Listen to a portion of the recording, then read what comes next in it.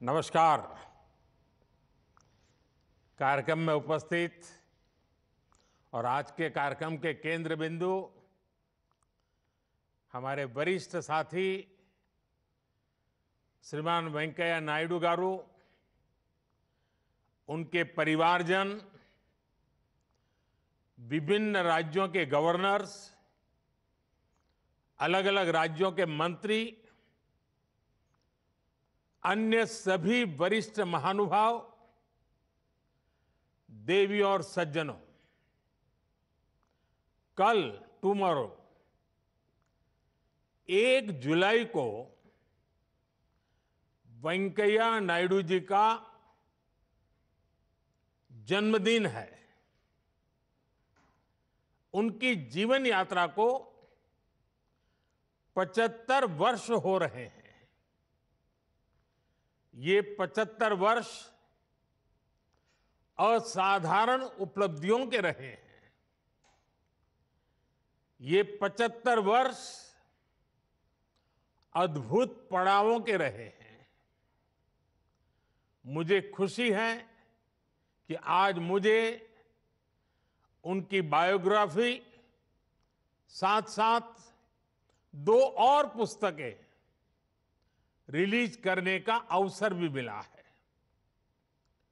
मुझे विश्वास है ये पुस्तकें लोगों को प्रेरणा देगी, उन्हें राष्ट्र सेवा की सही दिशा दिखाएगी। साथियों, मुझे वेंकैया जी के साथ बहुत लंबे समय तक काम करने का अवसर मिला है। जब वो पार्टी के राष्ट्रीय अध्यक्ष थे, जब वो सरकार में कैबिनेट के वरिष्ठ सहयोगी थे, जब वो देश के उपराष्ट्रपति और राज्यसभा के सभापति थे। आप कल्पना कीजिए, एक सामान्य से गांव से निकलकर किसान परिवार का एक संतान बड़े बड़े दायित्वों को संभालने की ये इतनी लंबी यात्रा अनेक अनेक अनुभवों से भरी रही है। वेंकैया जी से मुझे भी और मेरे जैसे हजारों कार्यकर्ताओं को उनसे बहुत कुछ सीखने का मौका मिला है। साथियों, वेंकैया जी का जीवन, विचार, विजन और व्यक्तित्व की एक परफेक्ट झलक देता है। आज हम आंध्र और तेलंगाना में इतनी मजबूत स्थिति में है, लेकिन दशकों पहले वहां जनसंघ और भारतीय जनता पार्टी का कोई मजबूत आधार नहीं था। बावजूद उसके नायडू जी ने उस दौर में एबीवीपी के कार्यकर्ता के रूप में राष्ट्र प्रथम की भावना से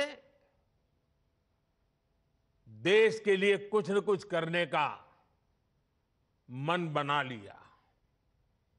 बाद में वो जनसंघ में आए और अभी अभी कुछ दिन पहले ही कांग्रेस ने संविधान की प्रतिष्ठा को मिट्टी में मिलाकर के जो इमरजेंसी लगाई थी, उसको 50 वर्ष हुए हैं। वेंकैया जी हमारे उन साथियों में थे जो इमरजेंसी के खिलाफ जी जान से लड़े और उस समय वेंकैया जी करीब करीब 17 महीने जेल में रहे थे। इसलिए मैं उन्हें इमरजेंसी की आग में तपा हुआ अपना एक पक्का साथी मानता हूं। साथियों, सत्ता सुख का नहीं, सेवा और संकल्पों की सिद्धि का माध्यम होती है। वेंकैया जी ने ये तब भी साबित किया जब उन्हें अटल बिहारी वाजपेयी जी की सरकार में शामिल होने का मौका मिला।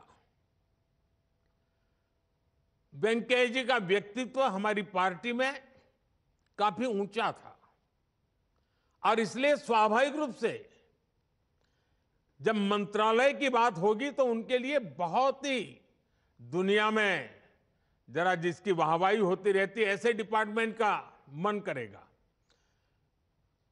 वेंकैया जी जानते थे कि शायद मुझे ऐसा ही कोई मंत्रालय मिल जाएगा, तो वो सामने से गए और उन्होंने कहा, कृपा करके मुझे ग्रामीण विकास मंत्रालय मिले तो अच्छा होगा। ये छोटी बात नहीं है। और वेंकैया जी ने ऐसा क्यों किया? इसलिए क्योंकि नायडू जी गांव, गरीब और किसान की सेवा करना चाहते थे। और ये विशेषता देखिए, शायद भारत में वो ऐसे मंत्री रहे जिन्होंने अटल जी के समय ग्रामीण विकास का काम किया और हमारे साथ कैबिनेट में एक वरिष्ठ साथी के रूप में शहरी विकास मंत्री के रूप में काम किया। यानी एक प्रकार से दोनों विधाओं में पारंगत। और वो उस काम, जिस प्रकार से उन्होंने उस काम को किया, अगर मैं उसके विषय में उनके अनेक इनिशिएटिव, उसके प्रति उनका समर्पण, भारत के आधुनिक शहरों की उनकी कल्पना, अगर मैं उसके विषय में कुछ कहने जाऊंगा तो कई घंटे निकल जाएंगे। वेंकैया जी के कार्यकाल में स्वच्छ Bharat mission, smart city mission और अमृत योजना जैसे अनेक अभियान शुरू हुए। साथियों, वेंकैया जी की बात हो और उनकी वाणी, उनकी वाक्पटुता, उनकी विटीनेस, अगर उसकी हम चर्चा न करें तो शायद हमारी बात अधूरी रह जाएगी। वेंकैया जी की अलर्टनेस, उनकी स्पॉन्टिनिटी, उनकी क्विक काउंटर वीट, उनके वन लाइनर्स, मैं समझता हूं उसका कोई मुकाबला नहीं है। मुझे याद है जब वाजपेयी जी की गठबंधन सरकार थी तो वेंकैया जी का ऐलान था, एक हाथ में बीजेपी का झंडा और दूसरे हाथ में एनडीए का एजेंडा। और 2014 में सरकार बनने के बाद कुछ दिनों बाद ही उन्होंने कहा, मेकिंग ऑफ डेवलप इंडिया, यानी MODI, मोदी। मैं तो खुद हैरान रह गया कि वेंकैया जी इतना कैसे सोच लेते हैं। वेंकैया गारू, इसलिए ही वेंकैया जी की स्टाइल में मैंने एक बार राज्यसभा में कहा था, वेंकैया जी की बातों में गहराई होती है, गंभीरता भी होती है, इनकी वाणी में विजन भी होता है और वीट भी होता है, वार्मथ भी होता है और विजडम भी होता है। साथियों, अपनी इसी खास स्टाइल के साथ आप जितने समय राज्यसभा के सभापति रहे, आपने सदन को पॉजिटिविटी से भरपूर रखा। आपके कार्यकाल में सदन ने कितने ही ऐतिहासिक फैसले लिए। पूरे देश ने देखा था जम्मू कश्मीर से 370 हटाने का बिल लोकसभा की जगह पहले राज्यसभा में पेश हुआ था। और आप जानते हैं उस समय राज्यसभा में हमारे पास बहुमत नहीं था, लेकिन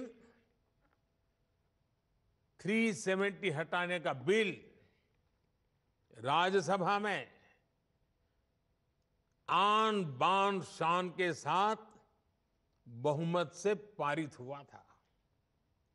इसमें कई साथियों, पार्टियों और सांसदों की भूमिका तो थी ही, लेकिन ऐसे संवेदनशील मौके पर सदन को सुचारू रूप से चलाने के लिए वेंकैया जी जैसा अनुभवी नेतृत्व भी उतना ही जरूरी था।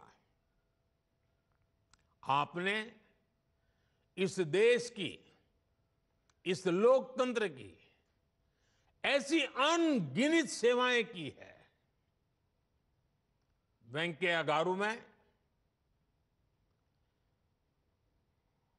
ईश्वर से कामना करता हूं आप ऐसे ही स्वस्थ और सक्रिय रहते हुए दीर्घ काल तक हम सबका मार्गदर्शन करते रहे। और आपने देखा होगा, बहुत कम लोग जानते होंगे, वेंकैया जी बहुत ही इमोशनल व्यक्ति है। जब हम गुजरात में काम करते थे, वेंकैया जी जब आते थे, अगर कुछ ऐसी घटनाएं घटती थी तो वो सबसे ज्यादा पीड़ित नजर आते थे। वे निर्णायक रहते हैं। और आज ये भारतीय जनता पार्टी का विशाल जो वटवृक्ष दिखता है ना, उसमें वेंकैया गारू जैसे लाखों कार्यकर्ताओं, 3-3, 4-4 पीढ़ी भारत मां की जय इसी एक संकल्प को लेकर खपती रही है। तब जाकर के आज ये विशाल वटवृक्ष पनपा है। वेंकैया जी जैसे उनकी तुकबंदी के कारण ध्यान आकर्षित करते थे, वैसे हमारे वेंकैया जी खिलाने के भी उतने ही शौकीन रहे हैं। मकर संक्रांति पर दिल्ली में उनके निवास पर पूरे दिल्ली का हुज हू और एक प्रकार से पूरा तेलुगु फेस्टिवल, कभी कभी पूरा साउथ इंडियन फेस्टिवल, शायद अगर किसी साल न हो पाए तो हर कोई याद करता है, अरे वेंकैया जी कहीं बाहर तो नहीं है। इतना हरे के मन में मकर संक्रांति का उत्सव बहुत ही, यानी वेंकैया जी की जो सहज जीवन की प्रक्रियाएं हैं उससे भी हम लोग भली भांति परिचित है। मैं तो देखता हूं आज भी कोई भी अच्छी खबर उनके कान पे आ जाए, कोई भी अच्छी घटना उनके नजर आ जाए, शायद ही कभी वो फोन करना भूलते हो। और वो इतने भाव विभोर होकर खुशी व्यक्त करते हैं, हम जैसे लोगों को उससे एक बड़ी प्रेरणा मिलती है, उत्साह मिलता है, उमंग मिलता है। और इसलिए वेंकैया जी का जीवन आने वाली पीढ़ियों के लिए और सार्वजनिक जीवन में काम करना जो चाहते हैं ऐसे नौजवानों के लिए बहुत ही प्रेरक है, उत्तम मार्गदर्शन देने वाला है। और ये जो तीनों किताबें हैं, उन तीनों किताबें अपने आप में, किताब को देखते ही उनकी जर्नी का हमें पता चलता है, हम भी उसकी यात्रा में जुड़ जाते हैं। एक के बाद एक घटना प्रवाह से हम अपने आप को अनुबंध कर लेते हैं। साथियों, आपको शायद याद होगा, एक बार मैंने राज्यसभा में श्रीमान वेंकैया गारू के लिए कुछ पंक्तियां कही थी। राज्यसभा में जो कहा था, मैं आज फिर उन्हें दोहराना चाहता हूं। अमल करो ऐसा अमन में, अमल करो ऐसा अमन में, जहां से गुजरे तुम्हारी नजरें, जहां से गुजरे तुम्हारी नजरें, उधर से तुम्हें सलाम आए। आपका व्यक्तित्व ऐसा ही है। एक बार फिर आपको 75 वर्ष की यात्रा, और मैं तो याद है हमारे एक मित्र हैं, कभी उनको मैंने एक बार फोन करके पूछा, भाई कितने साल हो गए, कितने, क्योंकि उनका भी 75वां जन्मदिन था। तो मैंने उनको ऐसे ही फोन किया, तो उस साथी ने मुझे ये नहीं बताया उनके 75 साल हुए हैं। उन्होंने मुझे जवाब दिया, मैंने कहा भाई क्या कितने साल हो गए? नहीं, बोले अभी 25 बाकी है। देखने का ये नजरिया है। मैं भी आज 75 वर्ष के आपके यात्रा जिस पड़ाव पर पहुंची है, और जब आप शताब्दी मनाएंगे तब देश 2047 में विकसित भारत आजादी की शताब्दी मनाता होगा। आपको जन्मदिन की बहुत बहुत शुभकामनाएं, बहुत बहुत बधाई। आपके परिवारजनों को भी आपकी सफलता में उनका जो योगदान रहा है, कंधे से कंधा मिला करके, और कहीं छा जाने की कोशिश नहीं, एक मुख सेवक की तरह सबने काम किया है। मैं आपके परिवार के सब लोगों को बहुत बहुत बधाई देता हूं, बहुत बहुत शुभकामनाएं देता हूं। आपका बहुत बहुत धन्यवाद।